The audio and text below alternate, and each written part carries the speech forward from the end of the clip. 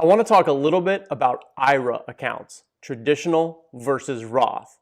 Now, IRA accounts are personal savings accounts that are tax deferred up until retirement, so you can start taking money out at 59 and a half and not face any penalties. So they're traditionally used as individual retirement accounts, IRA accounts. But there are two main types, traditional and Roth. So let me tell you a little bit about the differences between the two.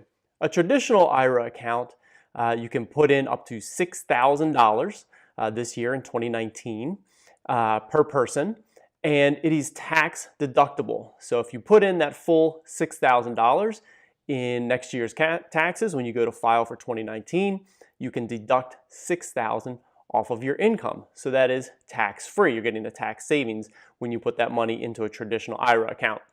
Now, in traditional IRA accounts, there are no income limits. So no matter how much money you make throughout the year, you can put into a traditional account. However, the tax deductibility does have limits. So it gets phased out. If you earn too much money, then you can no longer deduct that money. It is not tax-free when you put it into a traditional IRA. But it is important to know there are no income limits. So anybody can contribute to a traditional IRA account.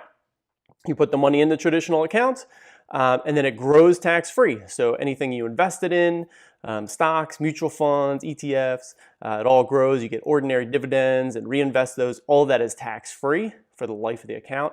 And then when you go to take money out during retirement, that money is then taxed at ordinary income rate. So whatever your tax rate is in retirement, any distribution you take from a traditional IRA account is going to be taxed at that ordinary income rate. So that's traditional IRAs. Roth works a little bit opposite. A Roth IRA account, you put in money, again up to $6,000, same exact limit there for 2019. However, that money is already taxed. You do not get deducted on your tax returns. So after tax money, you put it into a Roth IRA account and you don't get to deduct it at all. That grows tax-free, just like traditional. It grows tax-free. You invest it in stocks, mutual funds, bonds, whatever you want. You get dividends getting thrown off, reinvest that stuff. All grows tax-free. You don't have to pay taxes on any of that. When you go to take out money from your Roth IRA, you're now in retirement, you're going to start living off that money. It is all 100% your money. It was already taxed when you put it in, and you get to enjoy that money completely tax-free. One last difference between traditional and Roth: when you get to retirement, traditional accounts, once you start reaching 70 and a half, you have to start taking money. It's called RMDs, required minimum distributions, because the government wants their taxes. Remember, traditional, when you go take that money out, the government now wants their taxes, and so they require you to start taking that out. Roth accounts, on the other hand, do not have any required distributions because all the money is 100% yours. So the big question, of course, is which one's better? Which one should I open and contribute to? And unfortunately, it's a real numbers game as to which one is better for your situation.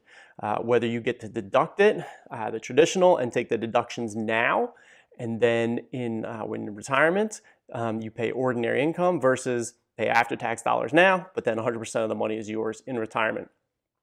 So you'd think if you're in a high tax bracket now and you expect that to be lower in retirement, then it might be better to take the deductions now while you're in a high tax bracket because you get more savings. If you're in a 25 to 30% tax bracket now, but you expect to be in a 15 or 20% tax bracket later, you're getting more savings now than you will in the future. So that's one way of looking at it. Roth accounts, on the other hand, you're sort of taking the pain now. You're paying your taxes now.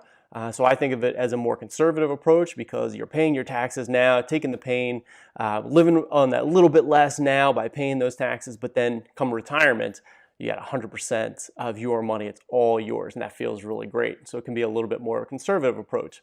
Sometimes you can split the difference. The cool thing is that the government has given us these two types of accounts to use for retirement planning. And so we might want to take advantage of both of them. And you might want to split money across both, so it gives you advantage of both tools. So as you're reaching retirement and in retirement, you can play around with, I'm going to take money from this one, take money from this one, lower my tax bracket. It gives you more tools to play with in order for tax savings down the road. So that can be good. So again, really quick overview, traditional versus Roth. The traditional has tax deductions, but if you're too high, if you make too much money, you cannot deduct it, but traditional has tax deductions now, whereas Roth is not deductible. There is no income limit for traditional. Anybody can contribute to traditional. Again, you may not be able to do the deductions, whereas Roth has an income limit. Once you go above an income, once your income for the year is too high, you may not contribute to a Roth IRA.